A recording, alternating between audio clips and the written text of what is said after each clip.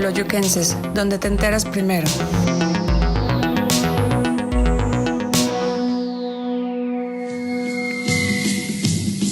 Crónicas Teoloyuquenses, una ventana a la historia de nuestro municipio. Hola, ¿qué tal? Muy buenas noches a todos. Bienvenidos a su programa Crónicas Teoloyuquenses. Esperando se encuentren listos para conocer un poco más de la interesante historia de nuestro municipio. Quiero agradecer nuevamente el favor de su atención e interés por este espacio que cada vez cuenta con más teoloyuquenses que se unan a estas fascinantes crónicas de nuestra historia. Si usted es una de las personas que se está integrando a estas transmisiones, no deje de ponerse al corriente de nuestras emisiones, las cuales las puede encontrar grabadas en la página de Facebook de Teoloyuquenses. Como le habíamos comentado, no es suficiente el tiempo para cerrar los diversos temas que tratamos en este programa. Por lo tanto, en esta emisión cerraremos las generalidades de nuestros orígenes con las siguientes temáticas. Daremos continuidad al tema de hidrografía de nuestro municipio, en especial la laguna de Zumpango. Hablaremos sobre el clima, orografía y topografía de nuestro municipio en la época prehispánica. Asimismo, si el tiempo nos lo permite, hablaremos un poco sobre las actividades económicas de nuestro municipio. Comencemos. Damos la bienvenida a nuestro colaborador y amigo, el arquitecto Pablo Rosas. Bienvenido, arquitecto. Buenas noches. Buenas noches, gracias por la invitación. Aquí estamos para compartir un programa más con la historia de Teoloyucan. Muchas gracias, arquitecto. En emisiones pasadas hablábamos sobre un cuerpo de agua principal con que cuenta nuestro municipio. En específico, hablábamos de la laguna de Zumpango. Como usted nos comentaba, es mal nombrada de Zumpango, ya que al menos la mitad de su superficie pertenece a nuestro municipio. También en algún momento comentábamos que lo que hoy conocemos físicamente como la laguna de Zumpango no siempre fue así o no siempre tuvo esa extensión, sino que al contrario, abarcaba desde sus orígenes o era parte del Gran Lago, pero en específico quiero hablar en esta ocasión sobre lo que muchos pobladores aledaños a la laguna llaman los recortes de la laguna. ¿Qué nos puede comentar al respecto, arquitecto? ¿A qué se refieren estos recortes? ¿Cuál era la extensión, digamos, lo más cercana a la época actual que tuvo la laguna de Zumpango en nuestro municipio? Bien, pues la laguna de Zumpango ha formado parte de un lugar importante para los teoloyuquenses, ya que desde épocas remotas servía como un elemento en donde cazaban y pescaban nuestros anteriores pobladores. Pero yéndonos un poco más atrás, la laguna de Zumpango estaba integrada al llamado Gran Lago. Sin embargo, por los problemas que tuvo la Ciudad de México después de la conquista, los españoles pensaron en crear un drenaje que saliera desde la Ciudad de México, cruzara por Ecatepec, vía Zumpango y llegando a Huehuetoca. Ese fue uno de los primeros trazos de un drenaje, el drenaje magno que le llamaron en aquel tiempo, que finalmente fue un gran fracaso.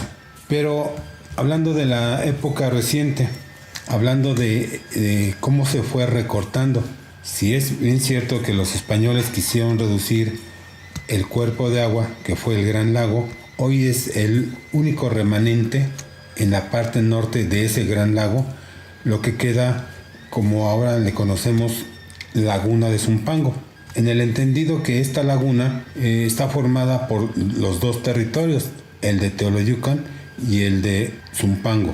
Para Teoloyucan sabemos que la laguna de Zumpango es un cuerpo de agua que no corresponde, como su nombre lo dice, a este municipio, porque cuando menos tenemos el 50% del espejo de agua como territorio de este lugar. Y en tiempos no muy recientes, hablamos de 1935 más o menos, fue uno de los últimos recortes que se hicieron, porque esta laguna colindaba con lo que hoy es la carretera Teoloyucan a Zumpango, en lo que era el llamado Albarradón Cruz del Rey.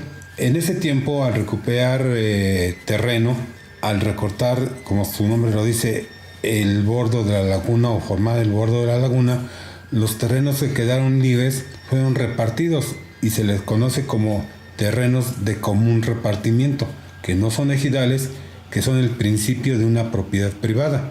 Y más adelante, ya en la década de los 80s, 90s del siglo pasado, fue el último recorte que se hizo, en donde los comuneros que cultivaban dentro del vaso de la laguna tuvieron que entregar esos terrenos a fines de la década de 1980-1990. Se volvió a recortar esta laguna porque se convirtió en un vaso regulador, que contenía las aguas negras o ya usadas que provenían de la Ciudad de México. Y en ese entonces se tuvo que entregar los terrenos que cultivaban las personas que colindaban con la misma laguna, y con la tierra que había dentro de la laguna se formó el último muro de contención o bordo de contención, sobre la cual tenemos un camino donde pueden transitar los vehículos. Y es así como desde la época del virreinato se vino reduciendo desde el Gran Lago, quedando como remanente lo que hoy conocemos como Laguna de Zumpango. Ok, pero hablando de la ubicación o referencias actuales, ¿hasta qué lugar o qué parte de nuestro municipio llegaba la Laguna de Zumpango? ¿Hasta qué barrios se abarcaba? O no sé, tomando una referencia actual, para que la gente que nos escucha tenga una idea más general, ¿cuál era esa extensión antes de esos recortes? Pues es difícil hablar de una extensión, podemos hablar de un tanto, podemos decir hasta dónde llegaba, puesto que la reducción fue de poniente a oriente. Hablamos de una reducción en la época del virreinato, cuando la laguna colindaba con la carretera rumbo a Zumpango. Toda esa extensión, hablando desde la zona de vertideros, pasando por el barrio de Santa María, Caliacac, y llegando hasta lo que hoy existe un centro comercial en el entronque con la carretera a Zumpango, hasta ahí daba lo que se conocía como Laguna de Zumpango. Pero ya hablando, como les dije, de una etapa más cercana, que es cuando se repartieron los terrenos como de común repartimiento, por hablar del tanto, si la carretera rumbo a Huehuetoca era el punto donde colindaba esta laguna, después prácticamente a donde existe el canal de Santo Tomás, hasta ahí es donde se hizo ese recorte. Las hectáreas, pues pudiéramos calcular en tal vez unas 500 hectáreas. No se tiene el dato exacto porque nunca se levantó un plano que dijera tantas hectáreas se le recortaron a la laguna. Y la última, como les comentaba, la más reciente, que fue por entrega de los terrenos de cultivo dentro de la misma laguna por los ejidatarios de estos barrios ribereños, conservó prácticamente como está actualmente, donde el bordo forma parte de la contención del agua y en el mismo bordo se puede circular con algún tipo de vehículo. Ok, entonces nos está mencionando que en algún tiempo la laguna alcanzaba su extensión hasta lo que es la carretera a Huehuetoca, inclusive abarcaba parte de lo que se conoció mucho tiempo como el Triángulo, abarcaba entonces gran parte de algunos barrios de nuestro municipio. Arquitecto, tengo otra duda. ¿Es por eso que en esta parte baja del municipio es muy fácil o está de manera accesible encontrar agua en esta parte? ¿Es debido a eso que en su origen toda esta parte baja de los barrios de nuestro municipio estaban o formaban parte de la laguna? Sí, claro, la mayor parte fue en algún tiempo un espejo de agua. Contamos con un plano de 1935 donde es increíble ver al barrio de San Juan y Santa Cruz prácticamente dentro del agua. Es decir, había muy pocas casas por lo mismo y apenas se aprecia lo que hoy conocemos como la carretera que comunica con el municipio de Zumpango. La laguna de Zumpango, se pudiera decir que en ese remanente hubo una superficie de alrededor de unas 100, de unas 150 hectáreas más de lo que tenemos hasta el momento. Ok, y bueno, y una pregunta obligada. Si la laguna llamada de Zumpango tiene o tenía o inclusive llegó a tener una mayor extensión en territorio de nuestro municipio, ¿por qué fue llamada Laguna de Zumpango? Pues esta asignación fue hecha básicamente por los españoles. No supieron delimitar qué correspondía a un pueblo y a otro pueblo. Si bien nuestro pueblo de Teoloyucan o Tehuillochocan es de origen prehispánico, la laguna ya existía. El pueblo de Zumpango también ya existía, pero los límites nunca fueron marcados de una manera clara y transparente. Lo que sí se sabe es que dentro de la laguna hay un islote, y en ese islote existe el llamado punto trinio, que divide a 3 municipios, que sería el pueblo de San Juan Ciclaltepec, lo que es Teoloyucan y lo que es el municipio de Zumpango. Aunque hoy a la fecha San Juan Ciclaltepec fue incorporado a Zumpango, pero a la fecha seguimos con problemas territoriales. Para nosotros, de acuerdo a un plano con el que contamos, que fue sacado del Archivo General de la Nación, está fechado en el año de 1865, en donde marca este punto. Sin embargo, las autoridades actuales no se ponen de acuerdo en dónde da nuestro territorio y dónde termina el de Zumpango. Ok, pues bueno, esperemos que para muchos nos haya quedado claro esta parte de este cuerpo de agua que se encuentra dentro de nuestro territorio. Pero ahora pasaremos al siguiente tema, el clima. Si bien en épocas recientes el clima de nuestro municipio es considerado como templado subhúmedo, con lluvias en el verano y una temperatura media anual de 15 grados centígrados y una máxima de 30, ¿cómo era la temperatura, arquitecto, en la época prehispánica de los primeros habitantes de nuestro municipio? Bueno, primero quiero comentar o terminar de comentar la pregunta en relación a la pregunta que dice ¿por qué esa zona es donde se encuentra una zona más verde, más apta para el cultivo?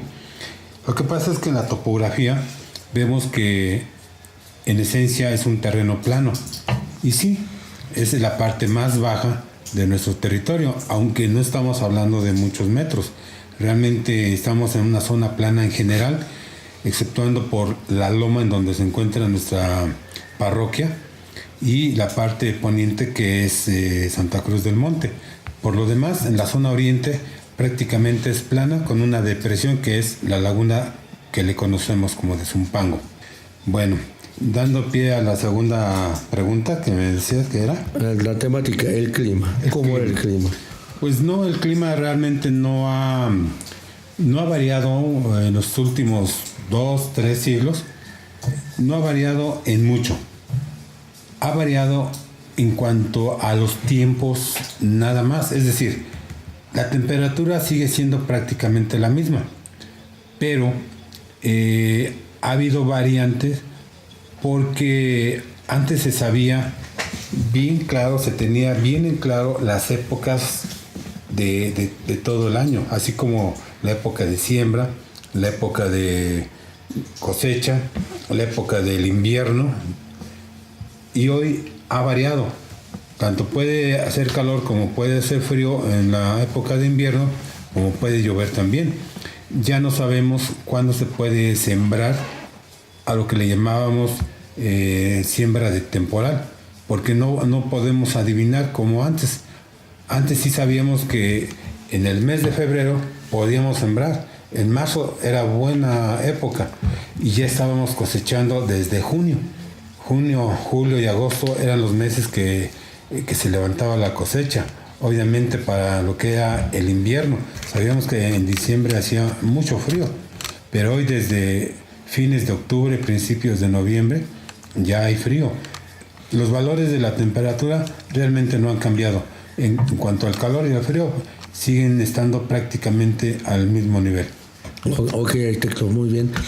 Para darte por terminar esta parte de generalidades de la época prehispánica de nuestro municipio, en cuanto a la orografía y topografía, ¿qué nos puede comentar?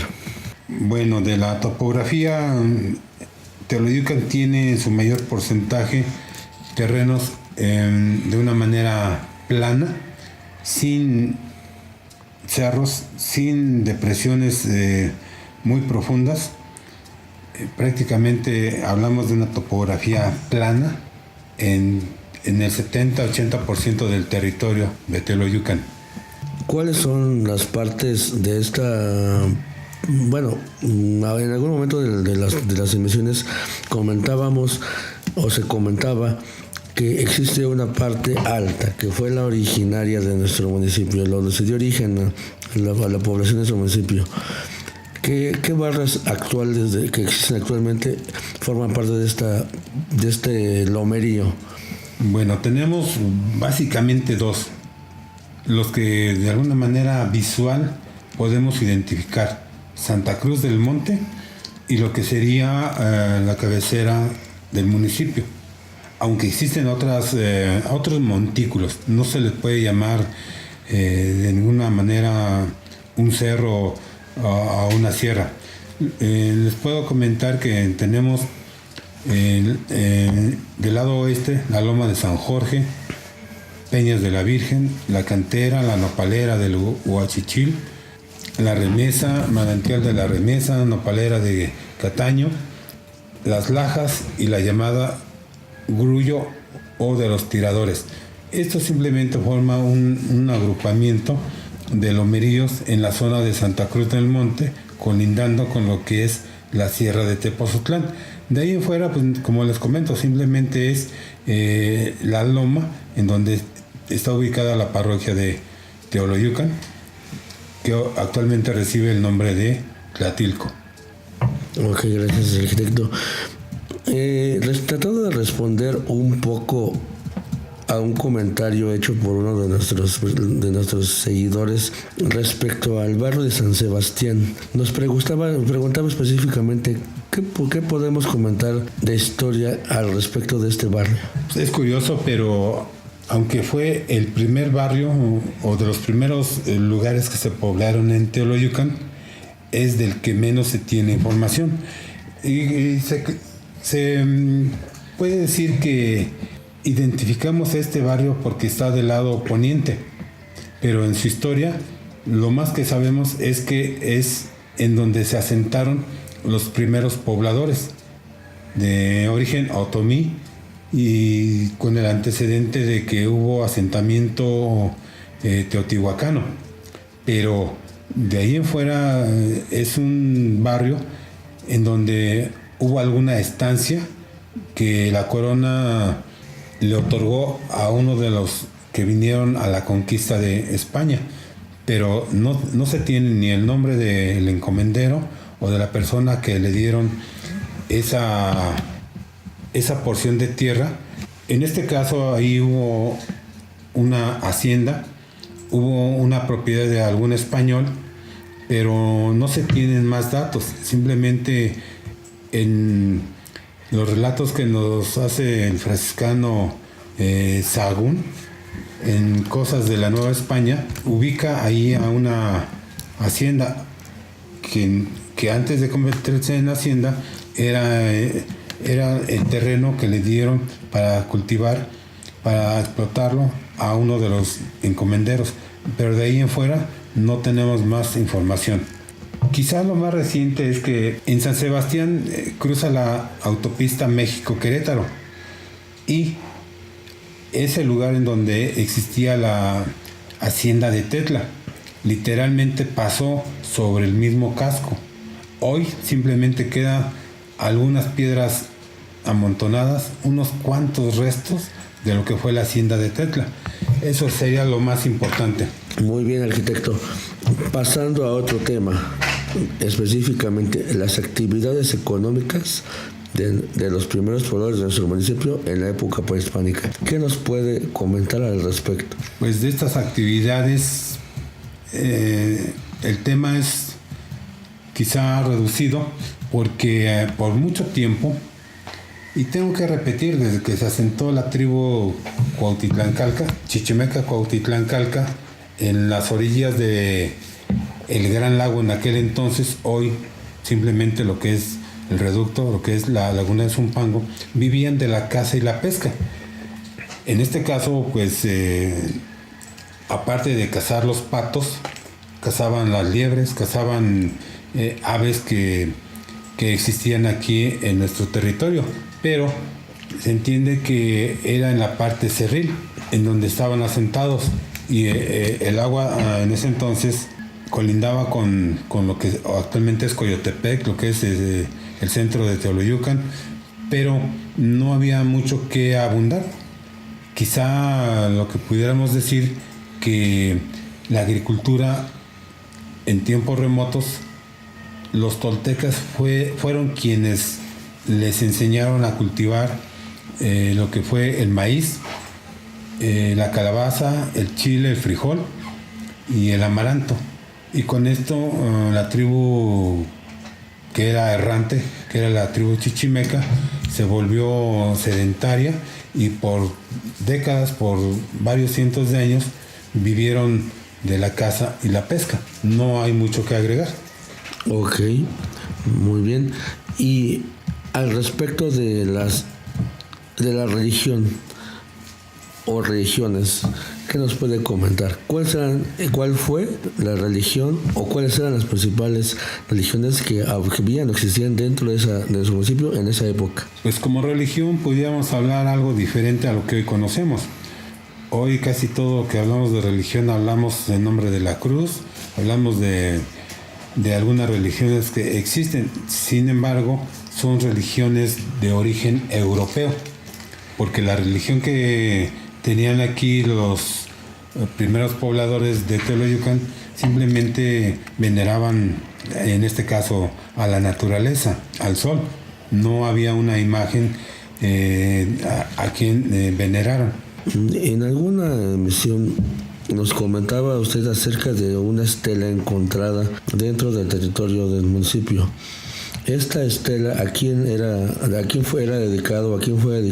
Esta estela, al ser encontrada, tiene características de tipo tolteca, es decir, los rasgos, la manera en que fue construida, la imagen que contiene esta estela, se ve la influencia netamente tolteca. Desgraciadamente, esta pieza fue extraída del lugar cuando se realizaban los trabajos de construcción del complejo industrial que se ubica en lo que le llamamos el rancho del Tajuelo. Sin embargo, a pesar de que este rancho lo ubicaban del lado de Tepozotlán, en tiempos de la década de 1970, el señor Teodoro Pineda, que vivía en el barrio de Tepanquiahuac y después pasó al barrio de Santa María Caliacac, pagaba sus impuestos de un predio que estaba ubicado en la cabecera norte del Tajuelo, en la parte noroeste. En esa parte tenía 8 hectáreas y media aproximadamente, y el impuesto predial era cubierto en el municipio de Teoloyucan. Ese terreno después fue vendido a un padre de apellido Cartagena, y hasta ahí se sabe. Y en la actualidad, la empresa constructora de este complejo es quien es la propietaria de todo lo que le llamamos el rancho del Tajuelo. Y sabemos que esta pieza, medía aproximadamente 90 centímetros por 1.80 metros de alto, lo que corresponde a una estatura media de la persona. Y sabemos que esta pieza fue extraída por los ingenieros encargados de la construcción, porque también creemos que los dueños nunca se enteraron de esta situación. Esta pieza fue encontrada un día y al día siguiente llegó el tráiler con la maquinaria adecuada para montarla y llevársela. No estuvo mucho tiempo. Sin embargo, tenemos imágenes de esa pieza que ojalá pudiéramos recuperar.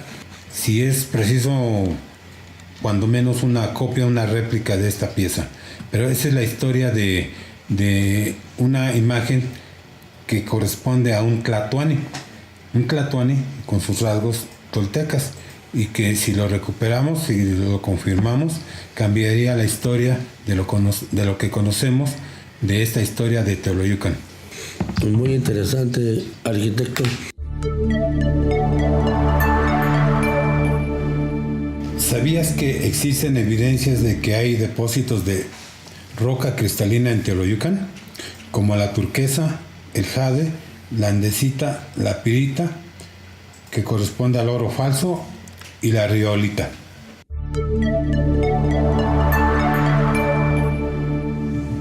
Sin duda la historia está llena de detalles interesantes que hacen imposible comentarla en un tiempo tan corto, pero eso no es impedimento para que continuemos conociendo nuestra historia.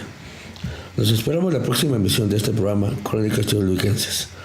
El tema de nuestro siguiente programa será la evolución histórica de nuestro municipio, en específico los primeros asentamientos, orígenes prehispánicos, los naturales de Teoloyucan en la época prehispánica, entre otros.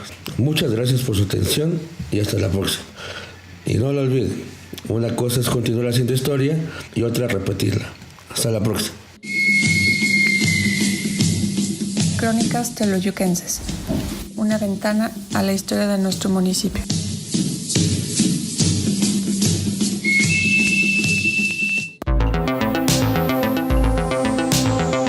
Teoloyuquenses, donde te enteras primero.